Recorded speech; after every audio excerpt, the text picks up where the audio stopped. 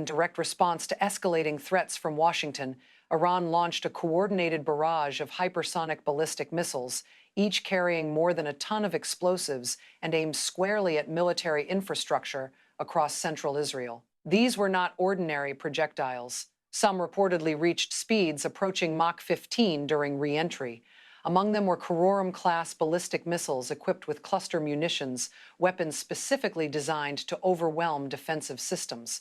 According to available reporting, several of these missiles managed to penetrate Israel's layered missile defense network. This strike formed part of what Iranian officials described as the 37th wave of Operation True Promise 4, the longest and most sustained attack Iran has carried out since the conflict began. For roughly 3 hours, missile fire continued without interruption.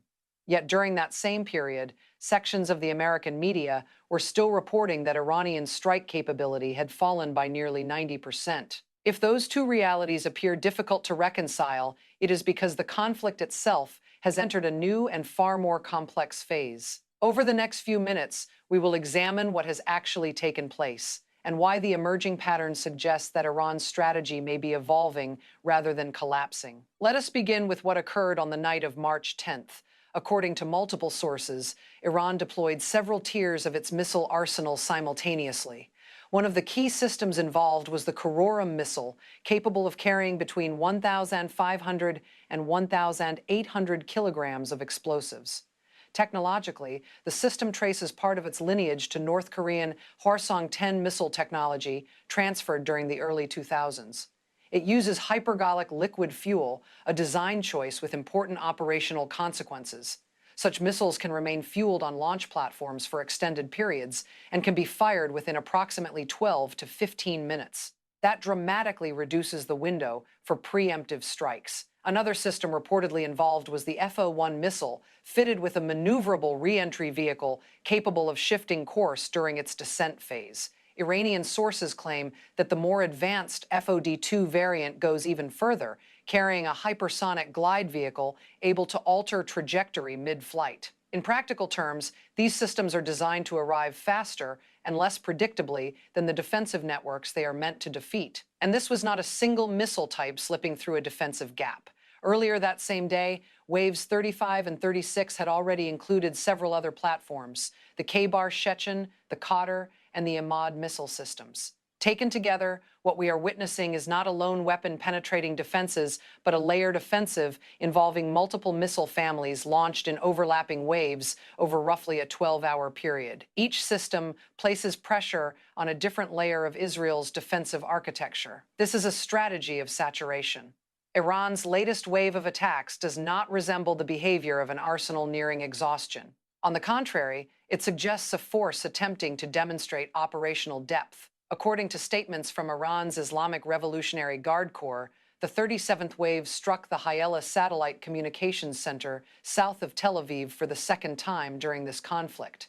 Iranian officials also claimed strikes against military positions near Be'er Yaakov, targets in West Jerusalem and Haifa, as well as American positions in Erbil in Iraqi Kurdistan and the U.S. Navy's Fifth Fleet headquarters in Bahrain. Tehran further asserted that the USS Abraham Lincoln Carrier Group and an American destroyer in the Indian Ocean were also targeted. At present, those particular claims remain unverified. However, what has been confirmed comes directly from the Israeli side, and it significantly reshapes the understanding of this conflict. On March 10th, the Israel Defense Forces held a press briefing in which they disclosed a striking detail.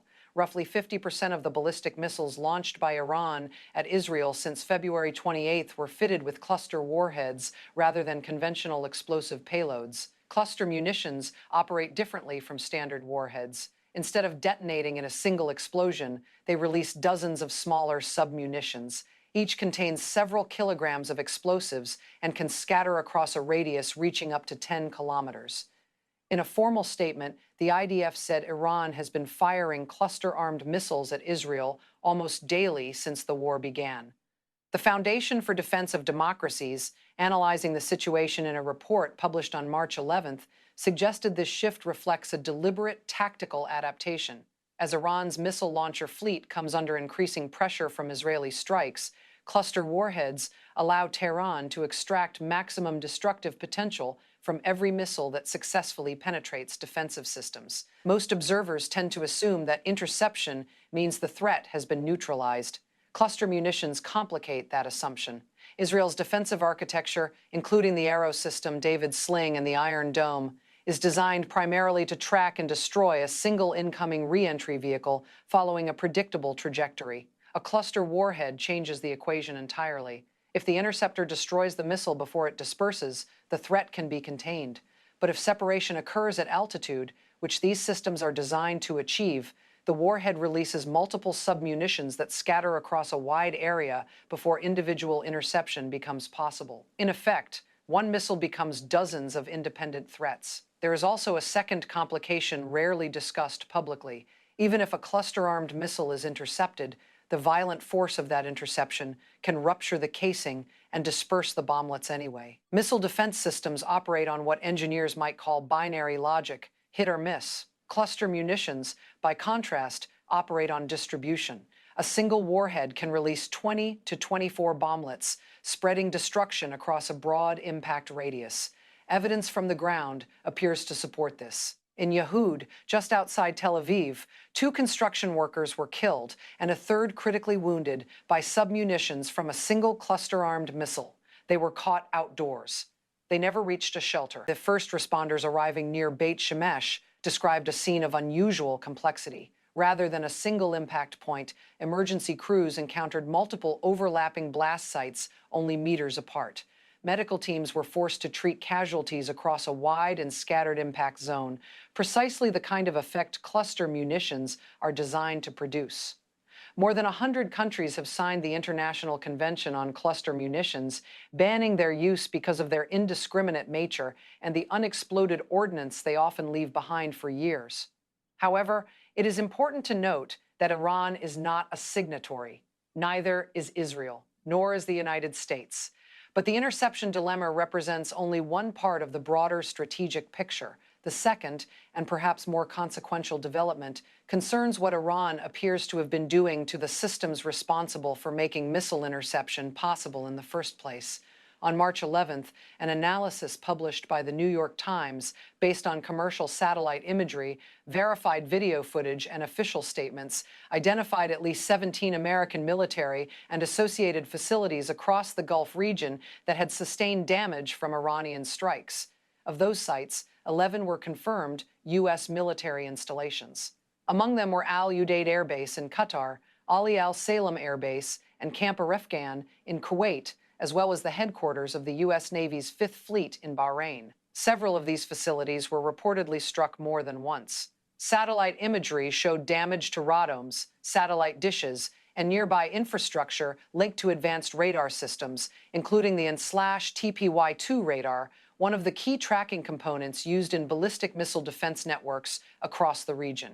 Near Al Ruwais in the United Arab Emirates, satellite images captured structural damage close to where an TPY-2 radar system had been positioned. If that damage affected radar support infrastructure or communications equipment, it may have degraded the region's ability to detect and coordinate responses to incoming missiles. The full operational impact has not yet been publicly confirmed. Nevertheless, senior U.S. defense officials told the newspaper that Iran appears to have adapted its targeting strategy during the conflict, focusing increasingly on American vulnerabilities, specifically the radar and interceptor systems designed to defend U.S. forces and allied assets. The report contained a particularly telling phrase. It stated that Iran's ability to damage these facilities defied expectations within the Trump administration. That is not neutral language. When military capability defies expectations, it means the underlying planning assumptions were incorrect. It means the pre-war intelligence assessments underestimated both what Iran could reach and what it could potentially damage. The Pentagon has since acknowledged that it does not currently possess a complete picture of how many Iranian missile launchers remain operational. Damage estimates alone suggest the scale of the problem. Repairs to the Fifth Fleet headquarters in Bahrain have been estimated at roughly $200 million. At Ali Al Salem Air Base, at least 6 structures linked to satellite communications infrastructure were either destroyed or severely damaged. When viewed in sequence, a pattern begins to emerge. In earlier waves, Iran appears to have targeted early warning radar systems. Then came strikes against the Hyela satellite communications relay south of Tel Aviv, not once, but twice. After that, Iranian missiles struck THAAD tracking radars and communications infrastructure across the Gulf. The pattern is systematic. First the radars, then the communications networks. And only after those systems are weakened do the heavier warheads arrive, entering an environment where detection and coordination are already compromised. Consider the physics involved. The Karora missile reportedly reaches speeds of Mach 16 outside the atmosphere and around Mach 8 during re-entry. But speed is only decisive if the defending system can actually see the incoming threat. If the radar feeding targeting data to interceptor batteries is offline, the missile's speed becomes almost irrelevant. You cannot intercept what you cannot detect. While Iran's offensive operations have intensified, the Israeli counterstrike has been equally aggressive. On March 10th, the Israeli Air Force launched a major strike against regime facilities in Tehran and Tabriz, locations where military and security personnel were reportedly gathered. Targets included a Special Forces headquarters, an Islamic Revolutionary Guard Corps compound, a ballistic missile launch coordination center, a security police facility, and several base compounds. Dozens of aircraft took part in the operation, delivering more than 170 munitions across Tehran, Isfahan, and Shiraz. The IDF also confirmed strikes against nuclear research laboratories in Tehran, some of which had already been targeted during the 12-day war in June 2025. Israeli officials say that since the beginning of the conflict, hundreds of military and government-linked targets inside Iran have been struck. In one recent engagement, Israeli surveillance identified a missile crew in western Iran preparing to launch. A drone strike destroyed the launcher only minutes before the missile could be fired. Meanwhile, the United States has also taken direct action. American forces destroyed 16 Iranian mine-laying vessels near the Strait of Hormuz after intelligence suggested Tehran intended to deploy naval mines in the waterway. That location is not incidental. Roughly 20% of the world's oil supply passes through the Strait of Hormuz. The risk to global shipping was immediate. Major companies, including Maersk, suspended or rerouted key sailings as the security situation deteriorated. And there is another front to consider. On March 2nd, Hezbollah entered the conflict, launching attacks from southern Lebanon and opening an additional front against Israel. Israel responded with extensive airstrikes on Hezbollah infrastructure across Lebanon, including targets in Beirut's Dehi district and facilities tied to Hezbollah's financial networks. The human cost inside Israel has continued to rise. According to the Alma Research and Education Center's daily report, by March 10th, the conflict had left 14 civilians dead and 339 injured to varying degrees. In a single 24-hour period, 2 people were killed in the Tel Aviv area, while roughly 200 others were wounded. More than 300 residents have been displaced as a result of direct missile impacts and debris falling from intercepted projectiles. The deadliest single incident occurred on March 1st when an Iranian missile struck Beit Shemesh. The missile penetrated a communal bomb shelter beneath a synagogue, causing the structure above it to collapse. 9 people were killed, including 3 teenage siblings. 2 interceptors had been fired at that missile. Neither succeeded in destroying it. This context makes recent political statements particularly striking. Just 4 days before the 37th wave of Iranian strikes, officials were presenting a very different picture. White House spokesperson Caroline Leavitt claimed that Iranian strikes had fallen by 90%. Former President Donald Trump stated that more than 5,000 targets had been destroyed and 80 to 90% of Iranian launchers eliminated. Israeli broadcaster Kain 11 did report a decline in the number of daily missile launches from roughly 90 on the first day to 65 on the second, 25 on the third, and about 20 by the fourth day. By the 6th day, the White House cited that reduction as evidence that the military campaign was succeeding. By the 10th day, several analysts suggested that joint suppression efforts may have eliminated as many as 75% of Iran's operational launcher fleet. But raw launch numbers can be misleading.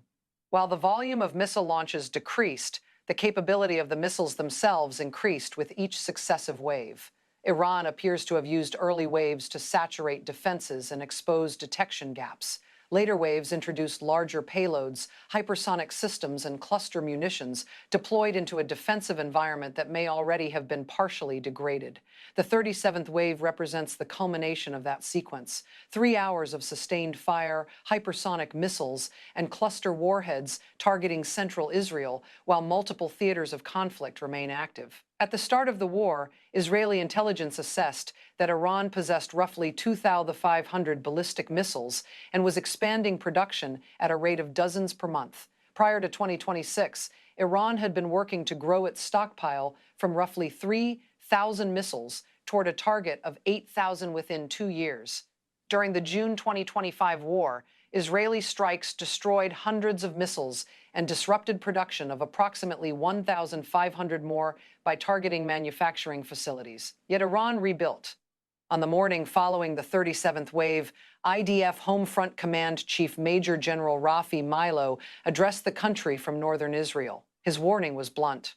More difficult days are expected. Schools remain closed and gathering restrictions will stay in place pending further assessment. That is not the language of a military convinced its adversary has been exhausted. Both sides claim to hold escalation dominance.